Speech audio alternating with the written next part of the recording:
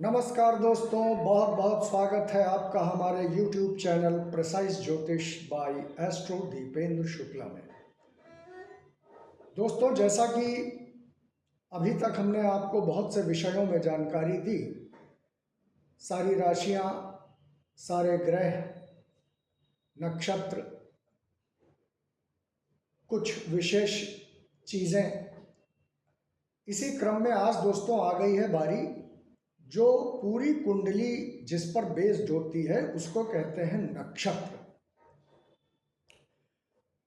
कौन सा ग्रह किस नक्षत्र में बैठा है ये बहुत ज़रूरी चीज़ है। कहते हैं ना कि लग रहा आजकल तुम्हारे ग्रह नक्षत्र जो हैं वो अच्छे नहीं चल रहे हैं, अक्सर आपने ऐसा सुना होगा। तो दोस्तों, सबसे पहली चीज़ आप ये जानिए कि नक्षत्र होता क्या है।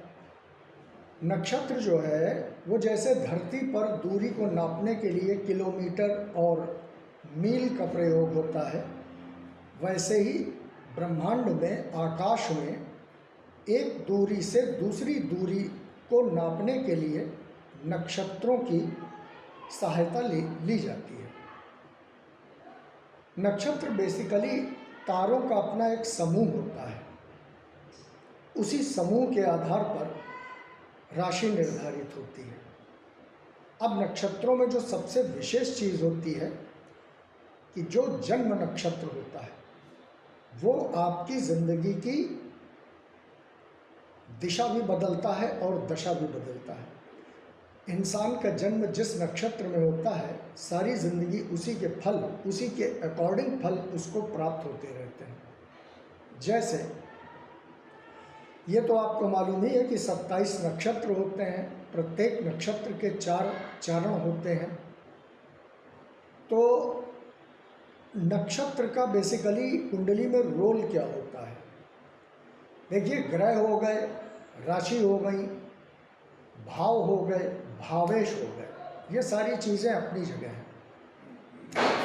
लेकिन आप इसको ऐसे मान लीजिए कि जैसे कोई भी आदमी एक दूरी से दूसरी दूरी तक जा रहा है और उसको ट्रैवलिंग करनी है 500 किलोमीटर्स की। अब अगर उसकी जो गाड़ी है, अब मान लीजिए उसको टेम्पो मिल गया और बहुत ही बुजुर्ग ड्राइवर भी मिल गया, तो वो 500 किलोमीटर की दूरी बेचारा कैसे, कितनी देर में तय करेगा?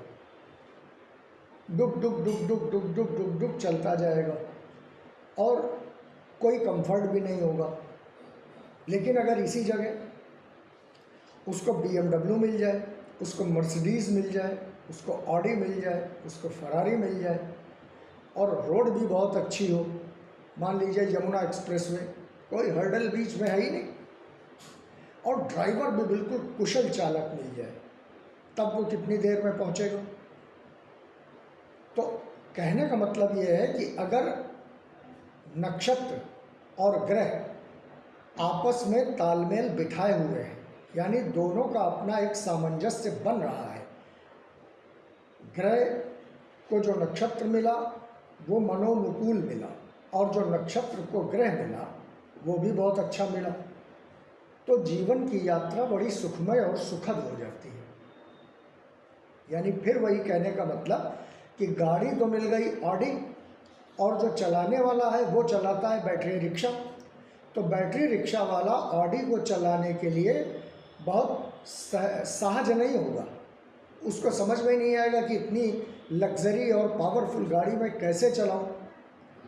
ठीक इसी का उल्टा ले लीजिए कि ऑडी चलाने वाले को मिल गया बैटरी रिक्शा, अब वो बैटरी रिक्शा में अनकंफर्टेबल महसूस करेगा कि यार ये मतलब मैं ऑडी चलाता हूँ, मेरे हाथ में पावर है, मैं एकदम से बैठ के 0 to 150 पहुँच जाता हूँ और ये बैटरी रिक्शा मुझको मिल गया है जो भाग ही नहीं रहा है।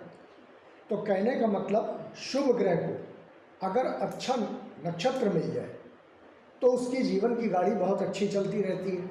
मान लीजिए जन्म नक्षत्र, यानी जन्म का नक्षत्र जो है वो किसी को मिला भरणी का।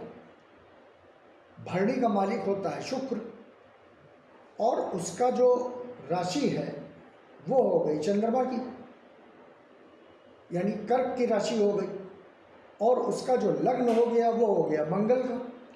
तो अब इस कंडीशन में न भरणी का नक्षत्र जो है वो लग्न का फेवरेबल है और ना ही राशि का फेवरेबल है।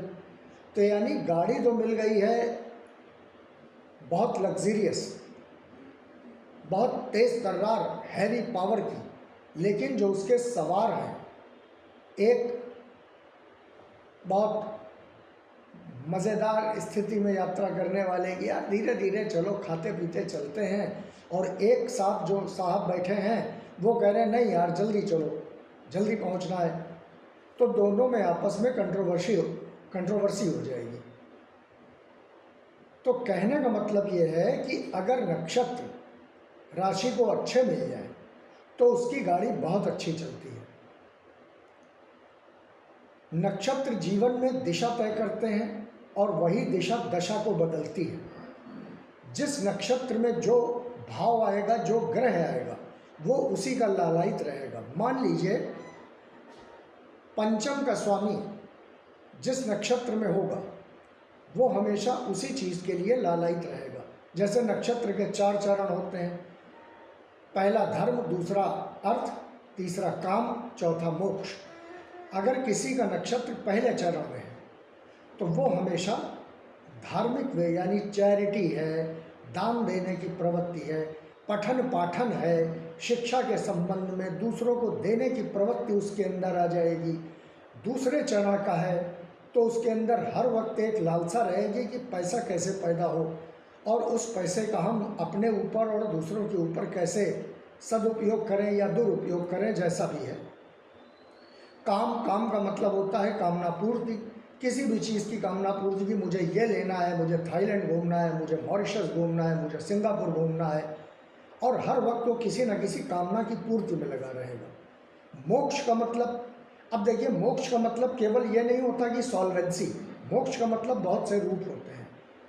परिवार से विरक्त हो जाना, तमाम परिवार आपने देखे होंगे जहाँ पर बाबूजी जो हैं उनकी अभी कोई बहुत ज़्यादा उम्र भी नहीं है लेकिन परिवार से विरक्त हो गए, वो साधुओं की संगत में चले गए, अपने परिवार की जिम्मेदारियां उठाना बंद कर दिया, परिवार को छोड़ दिया, साधु बन गए।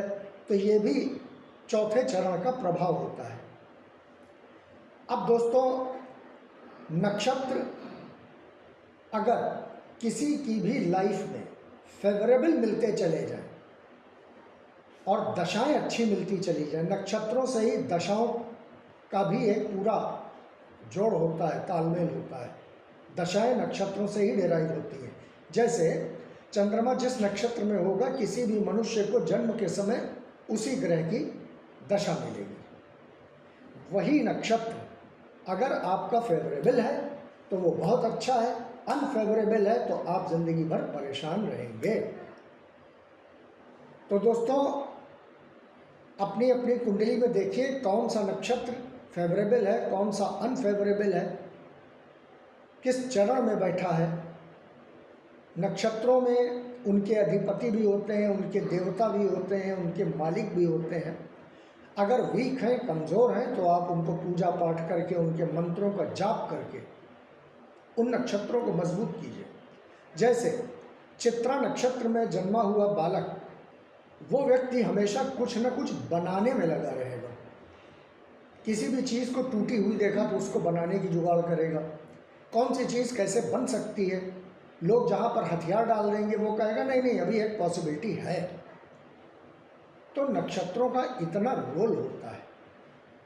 तो दोस्तों, आप लोग अपनी अपनी कुंडली में देखिए। आज मैं अपनी वाणी को यहीं विराम देता हूँ, कल पुनः मुलाकात होगी। तब तक के लिए आप लोग खुश रहें, चैनल को सब्सक्राइब करें। नमस्कार।